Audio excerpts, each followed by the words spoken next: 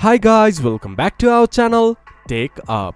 Today in this video I'm going to show you how to trim your videos in Veed IO. To do so, follow some simple steps with me. First of all, open your Veed application or go to Veed IO website from your browser. Then once you have logged into your account, this type of interface will appear in your screen. From there, go to the project that you have recently edited. Then click to edit button.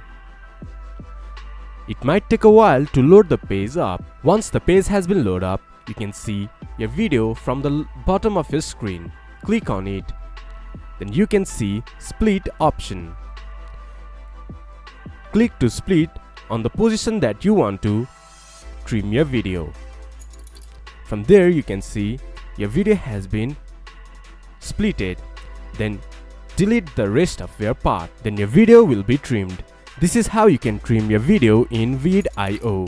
This much for today's video. If you guys find our video helpful, please leave a like and comment. And do not forget to subscribe our channel and hit the bell icon.